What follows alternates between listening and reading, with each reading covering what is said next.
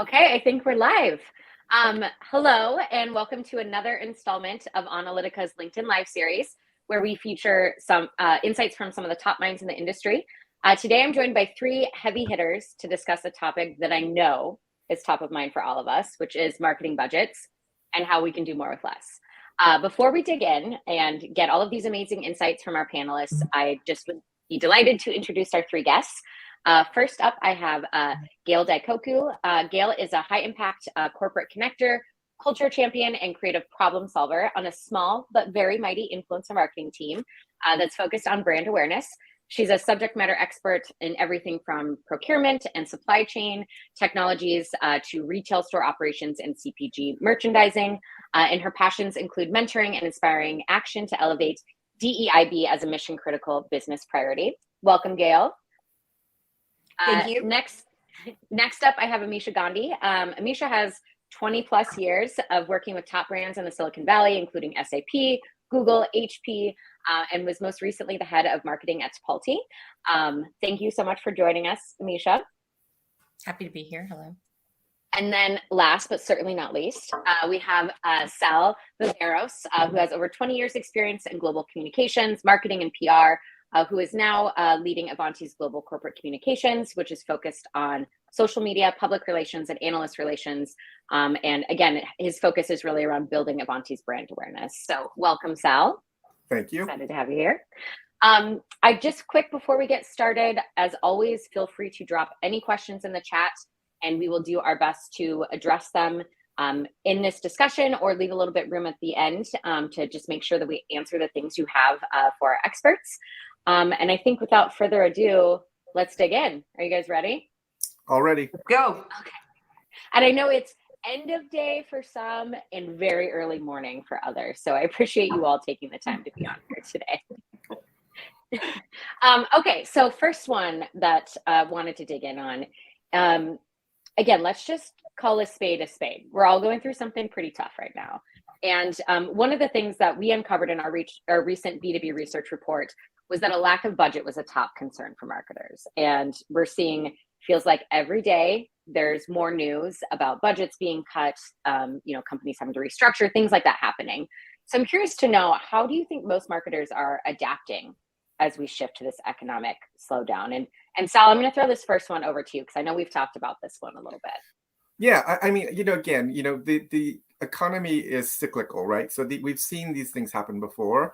But what I've seen is the most successful marketers are always looking for smarter ways, new ways, better ways of working. And regardless of the downturn, so that they're ready when the downturns happens.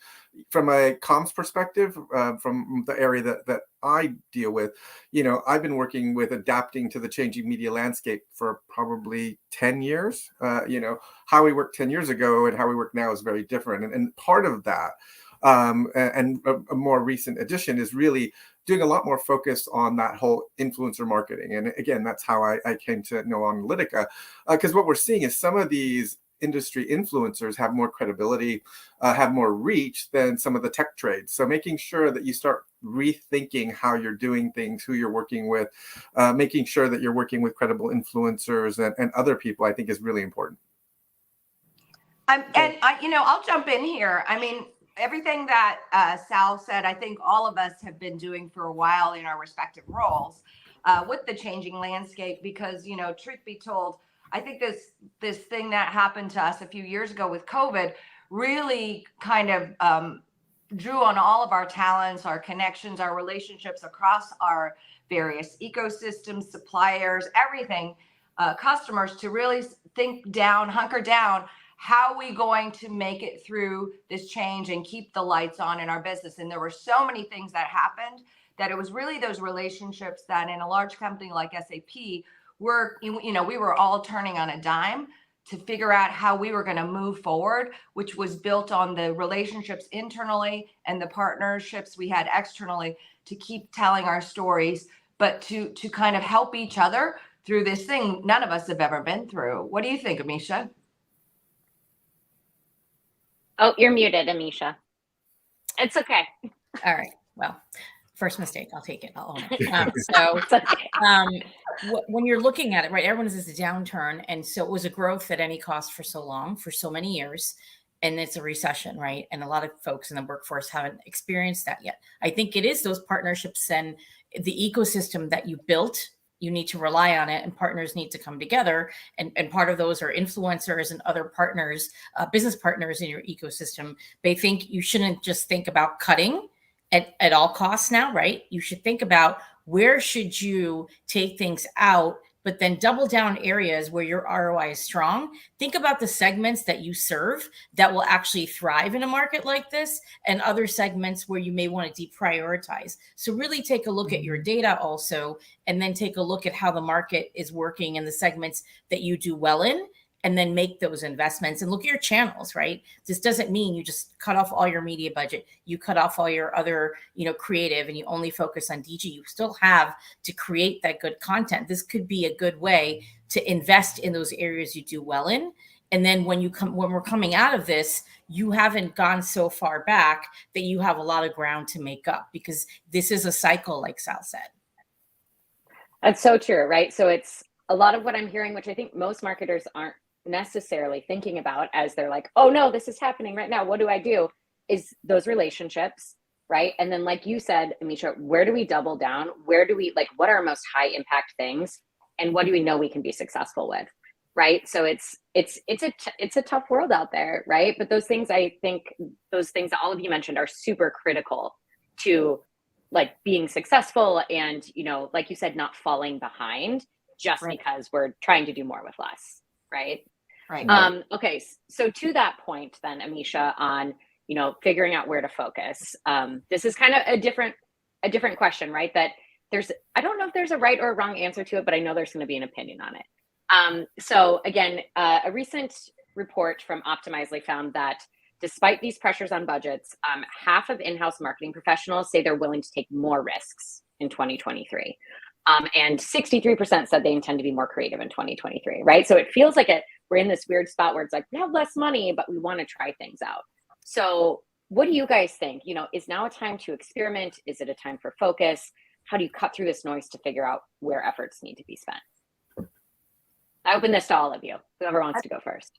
I mean, we're all sort of taking a breath, because, not just for us where we're at the beginning of the year, but we're looking at what did we just do? And for us here, we did a lot, but we're all still coming out of this new world. I don't even really want to say post-COVID, whatever this is that we're evolving into. And we're taking a moment to sort of reassess, what does impact mean? I think this is what this discussion is all about.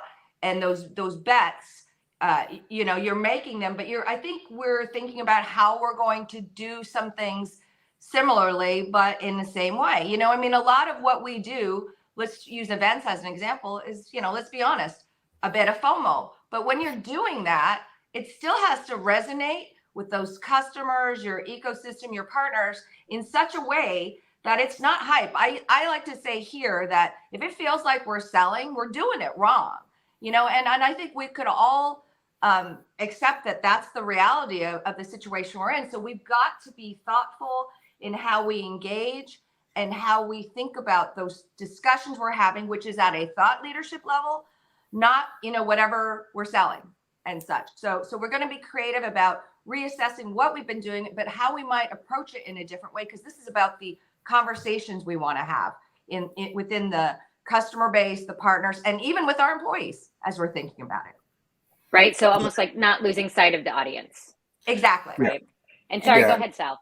Oh, I was gonna say, and anytime there's a downturn, it's the perfect opportunity to experiment, because again, you learn to get creative with the little that you have, and so again, what we've seen in other times when these cycles hit, you need to be creative. New technologies come along, so again, kind of analyzing what's out there, making sure that you're on top of the trends, understand the new technologies. Again, AI is critical, right? So how can I better leverage AI to minimize the work and then maximize the other areas where I may have holes? So it's just really looking and staying on top of technology.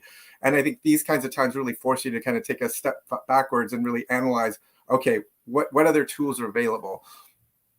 I'm going to back off what Sal said, because you know, when you have less, you have to be more creative. And I'm not surprised that people are you have to force yourself to be creative. So whether it's like, okay, we're going to, you know, work with a bunch of analysts and other folks, or go out and work with a really large agency. Now you could work with a bunch of influencers and create an asset that's very similar, but it costs like 1/3 or, you know, 1/4 of what you budget that you really need, also for speakers and events. But then when you think about it, right, I'm going to piggyback on technology. You can use technology to automate and also to drive efficiency, right? So it's a good time to look at your data, and it's a good time to look at creative. And then that can hopefully drive you to say, okay, we're going to spend money where we know it works. But now if we have less and we need to do an event, what things could we do?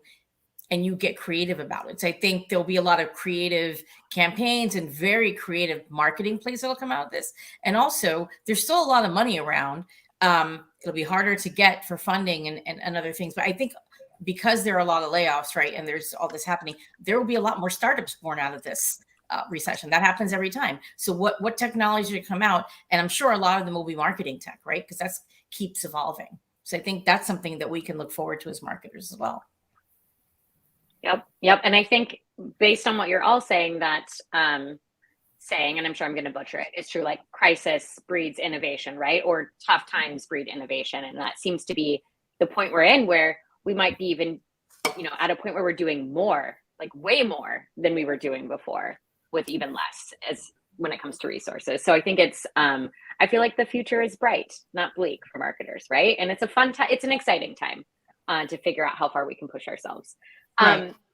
So something that you touched on a little bit, I think in the first question, Amisha, I'm going to direct this at you first, because I know this is something you're passionate about too. So in this market, how are we able to feed the marketing funnel, and how can we better position the results of the marketing programs that we're running?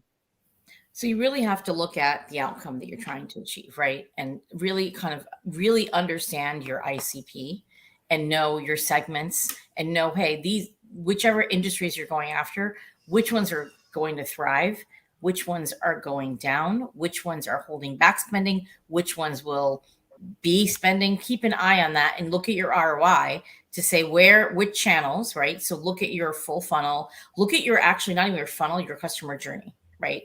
You don't just want to be bringing in leads. You really want to look at what is driving opportunities and bookings for your company, and what segments are doing that, and where those people are. You want to show up and say, this is how I can help you, you know, customer in B2B. This is how I can help you survive this recession.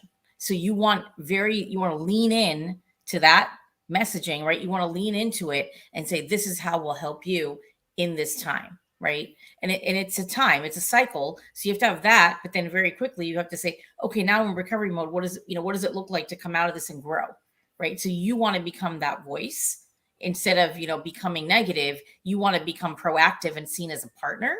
But then you want to look at your entire funnel, look at the outcome you're trying to get to, and say, how am I going to feed everything in a very creative way, right? And fail, like if you try new things, fail fast, and then readjust. We have to be nimble. We're going to have to adjust things as we go. So just, you know, I would say, you know, if you're more nimble, the better you'll survive. And then you can try things and quickly switch things up. I love that. What about the two of you? I know you guys both have a perspective on this as well. Yeah, I mean, again, the whole marketing funnel area. So we have a growth marketing team that deals with kind of the management of that, kind of understanding the pipeline. And here at Ivanti, we measure everything. So there's really good view of what marketing is bringing to the overall sales pipeline. And I've never been in a company where marketing and sales are so aligned. You know, my previous companies, it's always been kind of two different areas. And I think that really helps. From my area, from corporate communications, I'm really kind of focusing on that top of the funnel, you know, that brand awareness. And again, making sure that we're creating content that resonates with our customers, resonates with our partners and our prospects is super important. Yeah, and I would add to that, you know, I think the role that I'm in and here at SAP, we would sort of describe where we sit as everything, you know, all across the whole journey. I will say that we're transforming a lot of that. Where our team sits now in brand is absolutely where we start to envision those strategies all across the way, in terms of how we go to market and stuff. I would say in the past, when we were figuring out how to really invest in these programs, these relationships, these initiatives, these campaigns we want to support, sometimes, and this is learning, we get a little bit too fixated on the end goal, right? Which is a little bit too heavy on demand, which is kind of backward, the DG part of this, which is a little bit backwards when you think holistically about an integrated campaign. So I would say I'm so invigorated in the challenges ahead with 2023. It still is a tough time for all of us. But in some sense, the renewed energy that we feel here at the beginning of the year is such that, we kind of know what we've done. We have the opportunity to do so much more. So it really enables us to be a little bit more creative and really, try some things out. And as Amisha said, if you're going to fail fast and move on.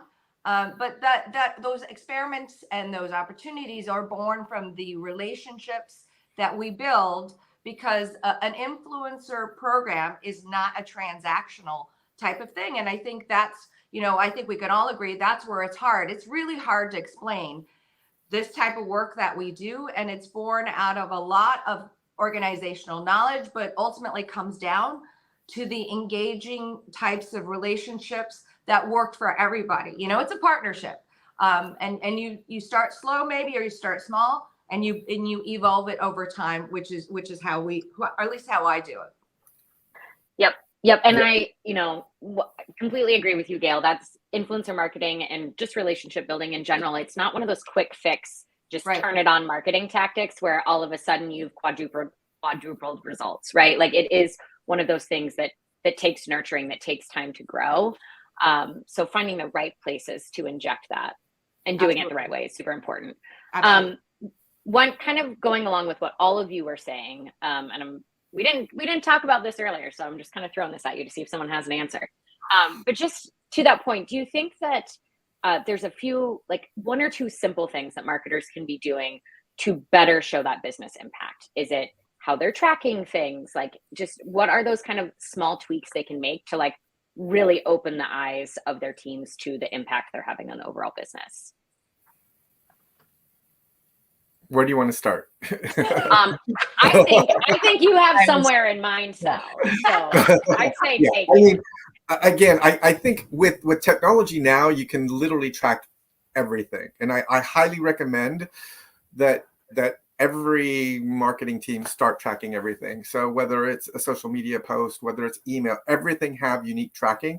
Because once you have the data, then you can go back and look on its impact to pipeline. You can understand and have real data that you can then show to leadership, demonstrating the fact that, hey, you know what, it is important to do these analyst reports, because here we saw, this analyst report drove $10 million worth of business, or was at least partly involved in that business. And having all of that tracking, because again, it's available, really just gives you solid numbers that you can then sell to leadership. And I think that's critical moving forward.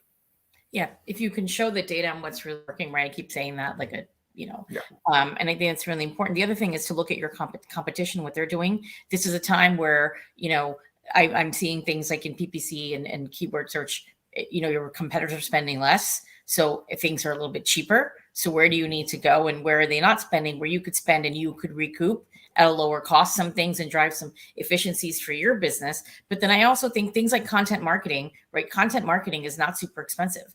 And so if you don't want to de-invest in that area, you want to really invest, drive that new type of messaging that we talked about, and then see what your competitors are doing, right? Make sure, if you see where they're cutting, maybe that's where you invest and you start showing up, and you can increase your branded search, right? And that becomes more traffic for your website that's organic. And we know those are cheaper than buying those keywords, right? So those are some of the things that you want to think about investing in and doing. Look at the data and know what content really resonates with your segments, and then figure out where you're going to actually invest within that. And I think on that content piece, there is this danger, and I think we've all seen it, certainly Amisha, in our past lives, you know what I'm going to say, which is we love content. We love content, but it's the right type of content, which gets back to the way we engage with our desired audiences and things that we do. So I think there's some sanity checking to be done. We can measure everything. We sometimes get a little bit too enamored with, wow, there's that reach. I think it comes down to kind of the effectiveness, the impacts that we want to drive for the business. But, we have to really think about what that is. More is not better. Less tends to be better. And, I think there's, in an org this size, it's tough, right?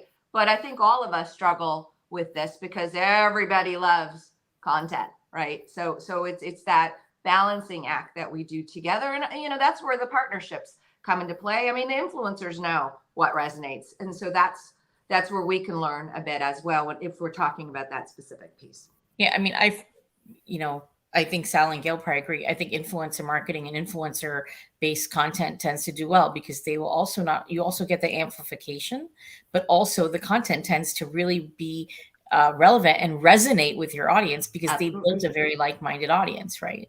Absolutely. They had a lot of credibility. I agree. So going back to content, can we just dig in a little bit deeper on content for a second? Sure. So let's talk about content types. So CMI's most recent B2B report, CMI Marketing Prof, their most recent B2B report found that the top 4 content tactics that marketers were investing in are video, events, owned media assets, and paid media, which coincidentally, or I guess, wasn't always necessarily where they said they had the most impact, right? So there is that element of testing that we were talking about, but what tactics do you think it makes sense to go all in on, or does it depend, right, on your business, on the structure of your program? I'm going to jump in. I think that when people do one-off pieces of content that just go out into the ether, I don't think that really works. I think, when Sal's talking about data and they're tracking everything, you can track the customer journey, right? You can see where people are coming in. What are they going next? You can figure out what people's intent is, if it's high intent or low intent as marketers, not just, by the content journey that you've created. So you want to figure out, if you do a big piece of content, for example, if you decide to do an ebook or if you just do a paper or you're even doing a very long blog post, what else can you put around it? Is there mini videos or a mini podcast that can come out of it? Is there something that you can put on your campaign page that then becomes a paid blog and then you do paid media, right? Or paid social even, with your influencers and other voices that you brought in, and it goes to their audience. So then you start getting a little bit more of that connectedness. And so what you're doing is creating that journey for someone, wherever they're coming in. And then you can tie it back to something that's gated or DG focused, or, really drive that organic traffic to your website. I mean, I feel like you're. No, you go. I was just going to say that, Amisha, I feel like you're speaking my marketing love language when you're describing that, right? Like how everything's connected and works together. Well, Go ahead, Gale. all I was going to add was this is really, what we do. It's really having that integrated approach to what are we going to do away from sort of that one-off transactional, whatever. It's a body of work, when you think about influencers or community of influencers based around a specific area or audience we're trying to speak to. It's not a one-off thing. It's how we tell that story across our respective areas because, let's be honest, buyers are smart. They're not buying for this necessarily for this one specific thing. Holistically, how are we going to engage with the business? I mean, again, a little bit of that is how we go to market, but it's understanding those relevant pieces and thinking about it in an integrated way, not as a one-off thing, because that makes it a lot more interesting, exciting, and truthfully, this is a partnership to grow together, in a very symbiotic kind of way. I like that. So we did just get a question from Patrick Quinn in the chat. And I think this is a good question, especially as you're looking for how marketing teams are investing and how to make sure that something is usable for your organization. So his question was, how do you strategize to ensure that content is being produced by outside partners? It's not only evergreen as much as possible, right? Or where applicable, but also reusable across different marketing teams. Does anyone have a particular opinion on that one? So Go for it. Oh, you want it? Okay. No, you go. you have to set the parameters. So when you have that conversation, if you're looking for a certain piece of content, whether it's podcast or blog post or quote, you can say, send me what you think about this topic. This is my goal. This is what I'm trying to do. This is the audience. Like, make sure you give all the background and the reason why you're doing this and what you're looking for, and then ask them also what they think and if there's anything else they would add, or if it's the right format, what's resonating, because then you'll end up with more. And a lot of times we get a lot of really great content from influencers, and then we have to cut it down, but there's other pieces of what they've done that you can make longer or shorter and pull out and reuse in a variety of ways across different pieces of content. Well, and this idea of sorry, Sal. No, go ahead.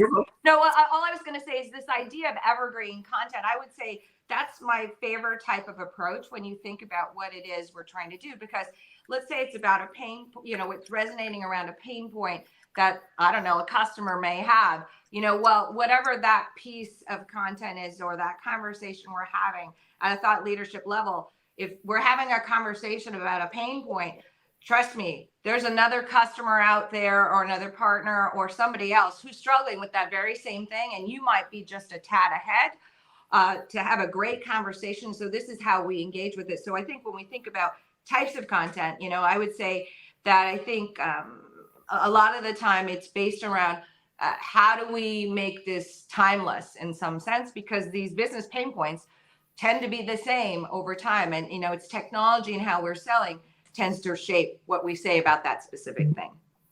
Yeah, and that's exactly what I was going to say is again, if you understand your customer and you understand their customer journey, because again, if you're looking for new technology, you'll need different information than if you're an existing customer looking to renew. So try to understand where your customers are.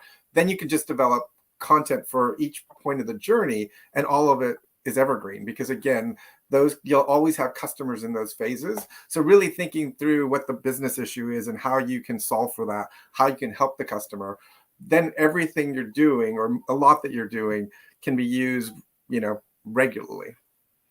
Yep. Love that. Switching gears slightly, Sal, this is a question I really want to make sure I have you weigh in on, because I know this is a lot of what you're spending your time doing. So we talked quite a bit about influencer marketing, right? These are roles that everyone has played a part in. That's, let's be frank, what brought us all together at one point or another. But I'm curious to know, Sal, what you think about employee advocacy programs and how those can be utilized to support marketing initiatives when budgets are tight, or even when they're not. Yeah. Right? Yeah. And again, so we're very lucky here at Ivanti. So, we really pushed our brand advocacy program. We call it our brand ambassador program internally. We launched it or relaunched it in February. And in Q4, we had 74% engagement rate. And I've never been in an organization that we've been able to manage that. But what we did is we made sure that we are updating regularly. So there's a post at least once a day, sometimes multiple posts, that anyone can choose from the post that they want to post out there. But we make sure it's consistent, and we make sure that it's interesting.